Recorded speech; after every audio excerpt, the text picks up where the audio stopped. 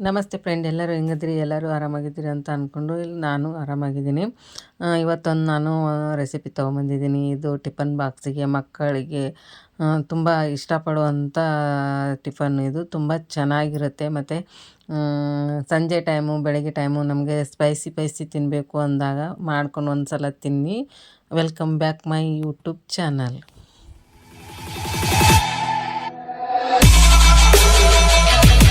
Okay,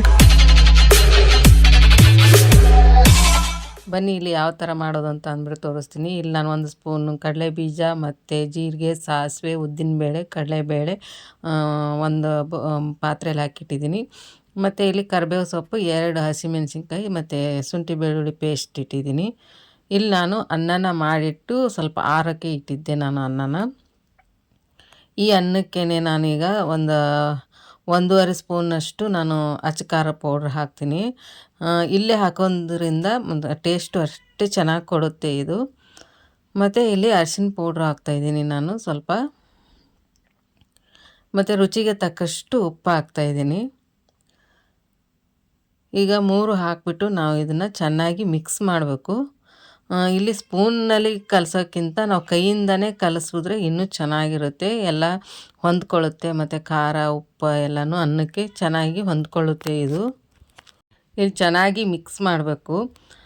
ಮತ್ತು ಏನಪ್ಪ ಅಂದರೆ ಇದು ಬಾಯಿ ಕೆಟ್ಟೋದಾಗ, ನೆಗಡಿ ಆದಾಗ ಒಂದು ಸಲ ಈ ಅನ್ನನ ನೀವು ಮಾಡ್ಕೊಂಡು ತಿನ್ನಿ. ಟೇಸ್ಟ್ ಅಷ್ಟೇ ಚೆನ್ನಾಗಿರುತ್ತೆ. ಮಾತ್ರ ಮಕ್ಕಳಿಗೂ ಇಷ್ಟ ಆಗುತ್ತೆ, ಟಿಫನ್ ಬಾಕ್ಸಿಗೂ ಚೆನ್ನಾಗಿರುತ್ತೆ ಇದು.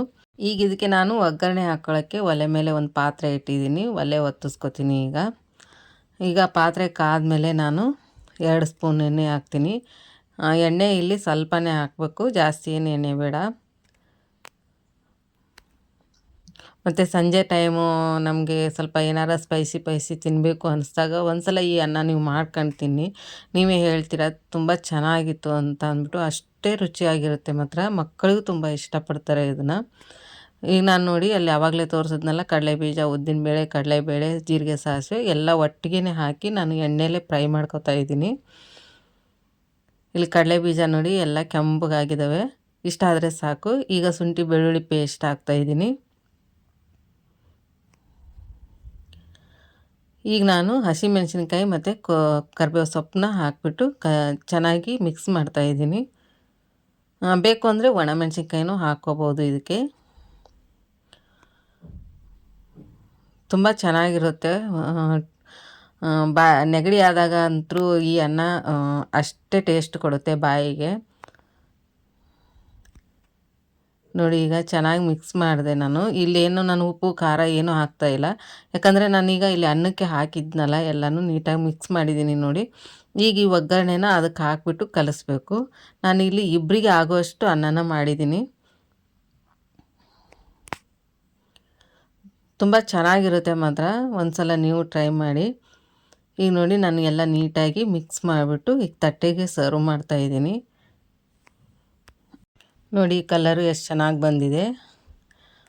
ಹೊಸದಾಗಿ ಯಾರು ನನ್ನ ಚಾನಲ್ನ ನೋಡ್ತಾ ಇದ್ದೀರಾ ಪ್ಲೀಸ್ ಸಬ್ಸ್ಕ್ರೈಬ್ ಮಾಡ್ಕೊಂಡು ನೋಡಿ. ಬೆಲ್ ಐಕನ್ನ ಕ್ಲಿಕ್ ಮಾಡಿದ್ರೆ ಆಲ್ ಅಂತ ಸೆಲೆಕ್ಟ್ ಮಾಡಿ. ನಾನು ಯಾವುದೇ ಒಂದು ವಿಡಿಯೋ ಹಾಕಿದ್ರೆ ಫಸ್ಟ್ ನೀವೇ ನೋಡ್ಬೋದು. ಮತ್ತು ವಿಡಿಯೋನ ಸ್ಕಿಪ್ ಮಾಡಿದೆ ನೋಡಿ, ಸ್ಕಿಪ್ ಮಾಡಬೇಡಿ. ಮತ್ತು ವಿಡಿಯೋ ಇಷ್ಟ ಆದರೆ ಲೈಕ್ ಮಾಡಿ, ಶೇರ್ ಮಾಡಿ, ಕಾಮೆಂಟ್ ಮಾಡಿ. ಇದ್ರ ಜೊತೆ ನಾನು ಒಂದು ಅರ್ಧ ಲಿಂಬೆ ಹೋಳು ಇಟ್ಟಿದ್ದೀನಿ. ಮತ್ತು ಮೇಲ್ಗಡೆ ಸ್ವಲ್ಪ ಈರುಳ್ಳಿನ ಕಟ್ ಮಾಡಿಬಿಟ್ಟು ಹಾಕಿದ್ದೀನಿ. ಏನಂದರೆ ಒಂದು ಸ್ವಲ್ಪ ಬಾಯಿಗೆ ರುಚಿ ಕೊಡುತ್ತೆ ಅಂತ ಅಂದ್ಬಿಟ್ಟು, ಚೆನ್ನಾಗಿರುತ್ತೆ ಅಂತ ಅಂದ್ಬಿಟ್ಟು. ಯಾಕೆ ಒಗ್ಗರಣೆಗೆ ನಾನು ಈರುಳ್ಳಿ ಹಾಕಿರಲಿಲ್ಲ, ಇಲ್ಲಿ ಸ್ವಲ್ಪ ಮೇಲೆ ಹಾಕಿದ್ದೀನಿ, ಕ್ರಿಸ್ಪಿ ಥರ ಬರುತ್ತೆ ಅಂತ. ಯಾರಿಗೆಲ್ಲ ಈ ವಿಡಿಯೋ ಇಷ್ಟ ಆಯಿತು ಲೈಕ್ ಮಾಡಿ, ಶೇರ್ ಮಾಡಿ, ಕಾಮೆಂಟ್ ಮಾಡಿ.